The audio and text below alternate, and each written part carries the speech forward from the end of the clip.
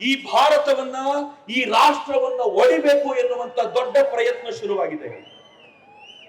ಬಾಂಗ್ಲಾದೇಶದಲ್ಲಿ ಅಲ್ಲಿನ ಪ್ರಧಾನಿಯನ್ನ ಬದಲಾಯಿಸಿದ ನಂತರ ಯಾರ್ಯಾರು ಬಾಂಗ್ಲಾದೇಶದಲ್ಲಿ ಬದಲಾವಣೆಗೆ ಪ್ರಯತ್ನ ಪಟ್ಟರೋ ಅವರಿಗೆ ಅನ್ನಿಸಿದೆ ಭಾರತದಲ್ಲೂ ನರೇಂದ್ರ ಮೋದಿ ಅವರ ವಿರುದ್ಧ ಹೀಗೆ ಒಂದು ಷಡ್ಯಂತ್ರ ಮಾಡಿ ಅವರನ್ನ ಪಕ್ಕಕ್ಕೆ ತಳ್ಳಬಹುದು ಅಂತ. ಯಾವ ತರದ ಷಡ್ಯಂತ್ರ ನಡೀತಾ ಇದೆ ನಿಮ್ಗೆ ಆಶ್ಚರ್ಯ ಆಗುತ್ತೆ ನಾನು ಹೇಳಿದ್ರೆ. ಕಳೆದ ಒಂದು ತಿಂಗಳಲ್ಲಿ ಈ ದೇಶದ ರೈಲ್ವೆ ಇಲಾಖೆಯ ಮೇಲೆ ಹೇಗೆ ಅಟ್ಯಾಕ್ ನಡೆದಿದೆ ಅಂತಂದ್ರೆ, ಕನಿಷ್ಠ ಪಕ್ಷ 12ರಿಂದ 15 ಕಡೆ ಈ ರೈಲ್ವೆ ಹಳಿಗಳ ಮೇಲೆ 70 ಕೆಜಿಯ ಸೈಜುಗಲ್ಲನ್ನಿಡೋ ಪ್ರಯತ್ನ ಮಾಡಲಾಗಿದೆ. ರೈಲ್ವೆ ಇಲಾಖೆಯ ರೈಲ್ವೆ ಟ್ರೈನ್ಗಳನ್ನ ಬ್ಲಾಸ್ಟ್ ಮಾಡುವಂತ ಪ್ರಯತ್ನ ಮಾಡಲಾಗಿದೆ. ಮೊನ್ನೆ ಮಧ್ಯಪ್ರದೇಶದಲ್ಲಿ ಇದರ ಪ್ರಯತ್ನ ಮಾಡ್ತಿದ್ದ ಒಬ್ಬ ವ್ಯಕ್ತಿಯನ್ನ ಹಿಡಿಯಲಾಗಿದೆ. ಅವನ ಹೆಸರು ಶಬ್ಬೀರ್ ಅಂತ ಹೆಸರು. ಅವನ್ ರೈಲ್ವೆ ಇಲಾಖೆಯಲ್ಲೇ ಕೆಲಸ ಮಾಡ್ತಾ ಇದ್ದವನು. ಅವನನ್ನ ಅರೆಸ್ಟ್ ಮಾಡಲಾಗಿದೆ. ಅವನ ಜೊತೆ ಇಬ್ಬರನ್ನ ಸುಮಾರು 15 ಕಡೆಗಳಲ್ಲಿ ಈ ದೇಶದ ರೈಲ್ವೆ ಹಳಿಗಳನ್ನು ಉಡಾಯಿಸುವಂತ ಪ್ರಯತ್ನ ಮಾಡಲಾಯ್ತಲ್ಲ. ಯಾಕೆ ಮಾಡ್ತಿದ್ದಾರೆ ಮಿತ್ರೆ? ಈ ದೇಶದಲ್ಲಿ ಒಬ್ಬ ನಾಯಕ ಅಮೆರಿಕಕ್ಕೆ ಹೋಗ್ತಾನೆ, ಆತ ಇಂಗ್ಲೆಂಡಿಗೆ ಹೋಗ್ತಾನೆ. ಹೋದವನು ಅಲ್ಲಿನ ಯೂನಿವರ್ಸಿಟಿಗಳಲ್ಲಿ ಭಾಷಣ ಮಾಡ್ತಾ ಏನ್ ಹೇಳ್ತಾನೆ ಗೊತ್ತಾ? ಭಾರತದಲ್ಲಿ ಪ್ರಜಾಪ್ರಭುತ್ವ ಸತ್ತೋಗಿದೆ, ಈ ಪ್ರಜಾಪ್ರಭುತ್ವವನ್ನು ಉಳಿಸ್ಲಿಕ್ಕೆ ನೀವೆಲ್ಲ ಭಾರತಕ್ಕೆ ಬನ್ನಿ ಅಂತಾನೆ. ಮಿತ್ರ, ಈ ದೇಶದ ಒಬ್ಬ ನಾಯಕ ವಿದೇಶಕ್ಕೆ ನಿಂತ್ಕೊಂಡು ಅಲ್ಲಿನ ಜನರ ಮೂಲಕ ಈ ದೇಶವನ್ನು ತುಂಡರಿಸುವ ಉಪಾಯಗಳನ್ನ ಮಾಡ್ತಾ ಇದ್ದಾರೆ ಅಂತಂದ್ರೆ ಹಿಂದೆಂದಿಗಿಂತಲೂ ಎಚ್ಚರವಾಗಿರಬೇಕು. ಮಿತ್ರೆ, ದೇಶ ಒಡೆದ್ರೆ ಕೆಲವು ಜನ ತಮಗೆ ಪ್ರತ್ಯೇಕ ದೇಶ ಬೇಕು ಅಂತ ಹೋಗ್ತಾರೆ. ಆದ್ರೆ ನಾನು ನೀವು ವಿಜಯನಗರ ಬಿಟ್ಟು ಎಲ್ರಿ ಹೋಗೋಣ? ವಿಜಯನಗರ ನಂದು, ವಿಜಯನಗರ ನಮ್ಮ ಅಪ್ಪಂದು, ವಿಜಯನಗರ ನನ್ನ ತಾತಂದು, ವಿಜಯನಗರ ನಮ್ಮದ್ದು, ವಿಜಯನಗರ ನಮ್ಮದ್ದು ಅಂತ ಹೇಳುವಂತ ಅದನ್ನ ಬಿಟ್ರೆ ನಮ್ಗಿನ್ನೆಲ್ಲ ಹೋಗ್ಲಿಕ್ಕೆ ಜಾಗ ಇದೆ. ಹೀಗಾಗಿ ಅಕಸ್ಮಾತ್ ಸ್ವಲ್ಪ ಎಡವಟ್ಟು ಮಾಡಿಕೊಂಡ್ರು ಕೂಡ ಇವರು ಏನು ಬೇಕಿದ್ರು ಮಾಡಬಲ್ಲರು. ಹೀಗಾಗಿ ಎಚ್ಚರಿಕೆಯಿಂದ ಇರಬೇಕಾಗಿರುವಂತ ಸಮಯ ಇದು. ಈ ಎಚ್ಚರಿಕೆಯಿಂದ ಚೆನ್ನಾಗಿ ಕಾಪಾಡಿಕೊಳ್ಬೇಕು. ಹೀಗಾಗಿ ಈ ಗಣೇಶೋತ್ಸವ ನಮಗೆ ಕರ್ನಾಟಕದಲ್ಲಿ ಬೆಂಗಳೂರಿನಲ್ಲಂತೂ ಎಚ್ಚರಿಕೆಯ ಕರಗಂಟೆ ಬರೀ ಬೆಂಗಳೂರಲ್ಲಿ ಮಾತ್ರ ಅಲ್ಲ. ನಾನು ಕರ್ನಾಟಕದ ಒಂದು ಸಂಗತಿ ನಿಮ್ಗೆ ಹೇಳಬೇಕು. ಯಾವತ್ತೂ ಇಲ್ಲದಂತೆ ಕರ್ನಾಟಕದಲ್ಲಿ ಗಣೇಶೋತ್ಸವದ ಮೆರವಣಿಗೆ ಮೇಲೆ ಕಲ್ಲೆಸೆಯಲಾಗಿದೆ. ಅಕಸ್ಮಾತ್ ಯಾವ್ದಾದ್ರೂ ಒಂದು ಕಟ್ಟಡ ಮುಂದೆ, ವಿವಾದಿತ ಕಟ್ಟಡದ ಮುಂದೆ ಹೋದ ತಕ್ಷಣ ಕಟ್ಟಡದ ಮೇಲಿಂದ ಕಲ್ಲೆಸೆಯಲಾಗುತ್ತೆ. ಯಾರು ಕಲ್ಲಿಟ್ಟಿರ್ತಾರಲ್ಲಿ? ಯಾರು ಆ ಕಲ್ಲನ್ನ ಇಟ್ಕೊಂಡು ಕಾಯ್ಕೊಂಡು ಕೂತಿರ್ತಾರೆ? ಆ ಕಲ್ಲನ್ನ ಎಸೆಯೋದಕ್ಕೆ ಪ್ರಯತ್ನ ಮಾಡಿದಾಗ ಪೊಲೀಸರು ಕೂಡ ಏನೂ ಕೈಲಾಗದೆ ಏನೂ ಮಾಡ್ಲಿಕ್ಕಾಗದೆ ಓಡೋಗೋ ಪ್ರಯತ್ನ ಆಗುತ್ತೆ. ಯಾಕೆ ಹಿಂಗೆ? ಮೊನ್ನೆ ಒಬ್ಬ ಸಂತರು ಮಹಾರಾಷ್ಟ್ರದಲ್ಲಿ ಒಂದು ಮಾತನ್ನ ಹೇಳಿದ್ರು ಅನ್ನೋ ಕಾರಣಕ್ಕೋಸ್ಕರ, ಯಾವ ಮಾತನ್ನ ನೂಪುರ್ ಶರ್ಮಾ ಟಿವಿ ಡಿಬೇಟ್ ನಲ್ಲಿ ಹೇಳಿದ್ರು ಅದನ್ನ ಸಂತರು ಹೇಳಿದ್ರು ಅನ್ನೋ ಕಾರಣಕ್ಕೋಸ್ಕರ ಮಹಾರಾಷ್ಟ್ರದಲ್ಲಿ ಏನಾಗಿದೆ ಗೊತ್ತಾ?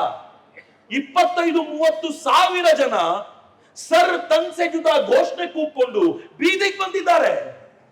25-30 ಸಾವಿರ ಜನ ಅವರನ್ನು ತಡಿಲಿಕ್ಕೆ ಅಂತ 2-3 ಸಾವಿರ ಜನ ಪೊಲೀಸರು. ಎಲ್ರಿ ಸಾಕಾಗುತ್ತೆ ಮಿತ್ರೆ? ಈ ದೇಶ ಇವತ್ತು ಬದಲಾವಣೆಯ ಹೊಸ್ತಿಲಿಗೆ ಬಂದಿದೆ. ಇದು 2ನೇ ಸ್ವಾತಂತ್ರ್ಯ ಸಂಗ್ರಾಮ ಅಂತ ಎಲ್ಲರೂ ಹೇಳ್ತಿರೋದು ಸುಮ್ಮನೆ ಅಲ್ಲ. ಯಾಕೆ 2ನೇ ಸ್ವಾತಂತ್ರ್ಯ ಸಂಗ್ರಾಮ ಅಂದ್ರೆ, ಇಡೀ ಜಗತ್ತಿನ ಅನೇಕ ರಾಷ್ಟ್ರಗಳು ಈ ದೇಶವನ್ನು ಚೂರು ಮಾಡಬೇಕು ಅಂತ ನಿಂತಿರುವಾಗ ಇವತ್ತು ನಾವು ಬಲವಾಗಿ ನಿಲ್ಲಬೇಕಾಗಿದೆ. ಇಲ್ಲಿರೋ ಮುಸಲ್ಮಾನರು ತಿಳ್ಕೊಳ್ಬೇಕಾಗಿರುವ ಇವತ್ತು ಜಗತ್ನಲ್ಲಿ ಮುಸಲ್ಮಾನರ ಕುರಿತಂತೆ ಏನ್ ಮಾತನಾಡ್ತಾರೆ ಗೊತ್ತಾ? ಇಂಗ್ಲೆಂಡ್ ನಲ್ಲಿ ನಿರಾಶ್ರಿತರಾಗಿ ಬಂದಿರುವ ಮುಸಲ್ಮಾನರನ್ನ ವಾಪಸ್ ಓಡಿಸಿ ಅಂತಿದ್ದಾರೆ. ಅಮೆರಿಕಾದಲ್ಲಿ ನಿರಾಶ್ರಿತರಾಗಿ ಬಂದಿರುವ ಮುಸಲ್ಮಾನರನ್ನ ವಾಪಸ್ ಓಡಿಸಿ ಅಂತಿದ್ದಾರೆ. ಅವರು ಸಿರಿಯಾದಿಂದ ಬರ್ತಾರೆ, ಲಿಬಿಯಾದಿಂದ ಬರ್ತಾರೆ, ಬೇರೆ ಬೇರೆ ಭಾಗಗಳಿಂದ ಓಡಿ ಅಮೆರಿಕಕ್ಕೆ ಬರ್ತಾರೆ.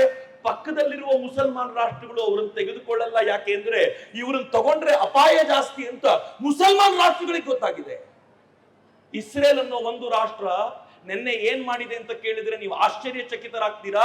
ಹಿಜ್ಬುಲ್ಲಾದ ನಾಯಕನನ್ನ ಅವನ ಮನೆ ಮೇಲೆ ಅಟ್ಯಾಕ್ ಮಾಡಿ ಅವನನ್ನು ಕೊಂದು ಬಿಸಾಡಲಾಗಿದೆ. ಇದು ಇಸ್ರೇಲ್ ಮಾಡಿರೋ ಕೆಲಸ. ಇಸ್ರೇಲ್ನವ್ರು ಏನ್ ಮಾಡಿದ್ದಾರೆ ಗೊತ್ತಾ? ಹಿಜ್ಬುಲ್ಲಾದ ಲೀಡರ್ಗಳು ಅವ್ರು ಏನ್ ಪೇಜರ್ ಬಳಸ್ತಿದ್ರು ಆ ಪೇಜರ್ ಒಳಗೆ ಎಕ್ಸ್ಪ್ಲೋಸಿವ್ಸ್ ಗಳನ್ನ ಇಟ್ಟು ಅವ್ರು ಕಳಿಸಿರೋ ಮೆಸೇಜ್ ನಿಂದ ಪೇಜರ್ ಬ್ಲಾಸ್ಟ್ ಆಗುವಂತೆ ಮಾಡಿ 200ಕ್ಕೂ ಹೆಚ್ಚು ಹಿಜ್ಬುಲ್ಲಾದ ಲೀಡರ್ಗಳಿಗೆ ಒಂದೋ ಅವ್ರ ಸೊಂಟದ ಕೆಳಗೆ ಕೆಲಸ ಮಾಡಬಾರ್ದು, ಇಲ್ಲ ಎದುರುಗಡೆ ಇಟ್ಕೊಂಡ್ರೆ ಕಣ್ಣು ಕೆಲಸ ಮಾಡಬಾರ್ದು, ಹಾಗೆ ಮಾಡಿಟ್ಟು ಹಿಜ್ಬುಲ್ಲಾದ ಲೀಡರ್ಶಿಪ್ ಅನ್ನು ಮುಗಿಸೇ ಬಿಟ್ಟಿದ್ದಾರಲ್ಲ. ಇವತ್ತು ಜಗತ್ತಿನಾದ್ಯಂತ ಈ ಆಕ್ರೋಶ ವ್ಯಕ್ತವಾಗಿರುವಾಗ ಮುಸಲ್ಮಾನರಿಗೆ ಯಾವ್ದಾದ್ರೂ ಒಂದು ನೆಲೆ ತುಂಬಾ ಶಾಂತಿಯುತವಾಗಿರಬಹುದಾಗಿದ್ದಿದೆ ಅಂತಂದ್ರೆ ಅದು ಭಾರತದ ನೆಲೆ ಅನ್ನೋದನ್ನ ಇವತ್ತು ನಾವು ಹೇಳ್ಕೊಡ್ಬೇಕಾಗಿದೆ. ಇವತ್ತು ಮುಸಲ್ಮಾನರು ಅದನ್ನ ಅರಿತುಕೊಳ್ಳಬೇಕಾಗಿದೆ. ಅಕಸ್ಮಾತ್ ಭಾರತದ ಹಿಂದೂಗಳೊಂದಿಗೂ ಅವ್ರೇನಾದ್ರೂ ಜಗಳಕ್ಕೆ ಬಿದ್ದರೆ ಅವ್ರಿಗೆ ಜಗತ್ನಲ್ಲಿ ನೆಲೆ ಕೊಡಬಲ್ಲವರು ಯಾರೂ ಇಲ್ಲ ಅನ್ನೋದು ಇವತ್ತು ಅವ್ರಿಗೆ ಗೊತ್ತಾಗಬೇಕಾಗಿದೆ. ಆದ್ರೆ ನೆನಪಿರ್ಲಿ, ಈ ಹೋರಾಟದಲ್ಲಿ ಒಂದು ಹೆಜ್ಜೆ ಹಿಂದಿಟ್ರೂ ಕೂಡ ನಾವು ಎಲ್ಲವನ್ನೂ ಕಳ್ಕೊಳ್ತೀವಿ. ನಮಗೆ ಇನ್ನೇನು ಉಳಿದೇ ಇಲ್ಲ ಕಳ್ಕೊಳ್ಳಿಕ್ಕೆ. ಈ ದೇಶವನ್ನ ನಿರಂತರವಾಗಿ ತುಂಡು ಮಾಡ್ಕೊಂಡು ಬಂದಿದ್ದೀವಿ. ಈಗ ಮತ್ತೆ ತುಂಡಾಗುವಂತ ಹೊಸ್ತಿಲಲ್ಲಿರುವಾಗ ಹಿಂದೆಂದಿಗಿಂತಲೂ ಜೊತೆಯಾಗಿರ್ಬೇಕಾದಂತ ಅಗತ್ಯ ಇದೆ. ನಂಗೆ ವೇದಿಕೆ ಹತ್ತಿದ ತಕ್ಷಣ ಬಹಳ ಖುಷಿಯಾಗಿದ್ ಯಾಕೆ ಗೊತ್ತಾ? ಈ ವೇದಿಕೆ ಮೇಲೆ ನಿಂತ್ಕೊಂಡು ನಿಮ್ಮನ್ನು ನೋಡ್ತಿದ್ರೆ ಹೆಂಗನ್ನಿಸ್ತಿದೆ ಗೊತ್ತಾ?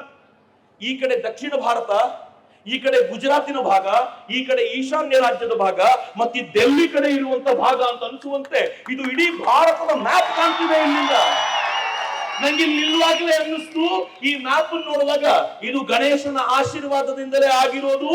ಭಾರತವನ್ನ ಮತ್ತೊಮ್ಮೆ ಬಲವಾಗಿ ಕಟ್ಟೋದಕ್ಕೆ ವಿಜಯನಗರದ ಈ ಭೂಮಿಯಿಂದ ಮತ್ತೊಮ್ಮೆ ಸಂದೇಶ ಹೋಗ್ಲಿ, ಈ ರಾಷ್ಟ್ರವನ್ನ ಬಲವಾಗಿ ನಿರ್ಮಿಸ್ತೀವಿ. ನೀವು 1000 ಬಾರಿ ಇದನ್ನು ಒಡೆಯೋ ಪ್ರಯತ್ನ ಮಾಡಿ, ನಾವು 10,000 ಬಾರಿ ಇದನ್ನ ಕಟ್ಟಿ ನಿಲ್ಲಿಸ್ತೀವಿ ಎನ್ನುವಂತ ಒಂದು ಜೋರಾಗಿರುವಂತ ಘೋಷಣೆ ಈ ನೆಲದಿಂದ ಹೋಗಬೇಕು. ಬರೀ ಘೋಷಣೆ ರಾಷ್ಟ್ರಕ್ಕಷ್ಟೇ ಅಲ್ಲ, ಆಳುವ ಸರ್ಕಾರಗಳಿಗೂ ಘೋಷಣೆ ಹೋಗಬೇಕು.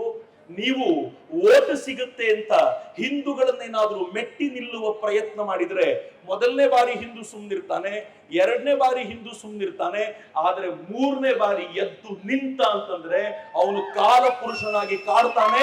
ಹುಷಾರು ಅಂತ ಸರ್ಕಾರಗಳಿಗೆ ಎಚ್ಚರಿಕೆ ಕೊಡಬೇಕಾಗಿರುವಂತ ಸಂದರ್ಭ ಇದೆ. ಈ ಸರ್ಕಾರಗಳಿಗೆ ಹೇಳಬೇಕಾಗಿದೆ, ನಿಮಗೆ ಓಟ್ ಹಾಕಿರೋದು ಬರೀ ಮುಸಲ್ಮಾನರು ಮಾತ್ರ ಅಲ್ಲ, ನಾವು ಕೂಡ, ನಮ್ಮಲ್ಲೂ ಅನೇಕರು ಓಟ್ ಹಾಕಿದ್ದಾರೆ.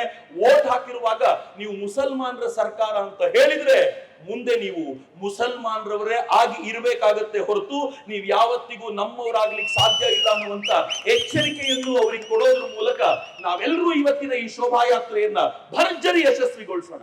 ಒಂದ್ಸಲ ಇಡೀ ರಾಜ್ಯಕ್ಕೆ ತೋರಿಸೋಣ, ಪೊಲೀಸರಿಗೆ ಹೇಳೋಣ, ಸರ್ಕಾರಕ್ಕೆ ಹೇಳೋಣ, ಡಿಜೆ ಇದ್ರೆ ಮಾತ್ರ ಮೆರವಣಿಗೆಗೆ ಬರೋ ಜನ ಅಲ್ಲಪ್ಪ ನಾವು. ಡಿಜೆಗೋಸ್ಕರ ಬಂದಿರೋರಲ್ಲ, ದೇಹದ ರಕ್ತದ ಕಣಕಣದಲ್ಲೂ ಹರಿತಾ ಇರುವ ಹಿಂದುತ್ವಕ್ಕೋಸ್ಕರ ಬಂದಿರೋದು ನಾವು ಅಂತ. ನೀವು ಡಿಜೆಯನ್ನ ತಡಿಬಹುದು, ನೀವು ಇದ್ರಲ್ಲಿ ಬರುವಂತ ಮ್ಯೂಸಿಕ್ ಅನ್ನ ತಡಿಬಹುದು, ಆದ್ರೆ ನನ್ನ ರಕ್ತದಲ್ಲಿ ಹರಿತಾ ಇರುವ ಹಿಂದುತ್ವವನ್ನ ತಡೆಯುವ ಶಕ್ತಿ ನಿಮಗೆ ಯಾರಿಗೂ ಇಲ್ಲ ಅನ್ನೋದನ್ನ ಇವತ್ತು ಸಾಬೀತುಪಡಿಸಬೇಕಾದಂತ ಅಗತ್ಯ ಇದೆ. ಇಲ್ಲಿ ಬಂದಿರುವ ಎಲ್ಲ ತರುಣರಿಗೂ ದೊಡ್ಡ ಜವಾಬ್ದಾರಿ ಇದು.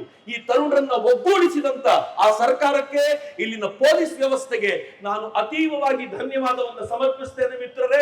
ಅವ್ರಿಗೆಲ್ರಿಗೂ ಧನ್ಯವಾದ ಹೇಳ್ತಾ ಒಂದು ಸಲ ನನ್ನ ಜೊತೆ ಮತ್ತೊಮ್ಮೆ ಜೋರಾಗಿ ಉಚ್ಚ ಕಂಠದಲ್ಲಿ ಹೇಳಿ, ಭಾರತ್ ಮಾತಾ ಕೀ, ಭಾರತ್ ಮಾತಾ ಕೀ, ಜೈ ಶ್ರೀರಾಮ್, ಜೈ ಶ್ರೀರಾಮ್, ಬಜರಂಗ ಬಲಿ ಕಿ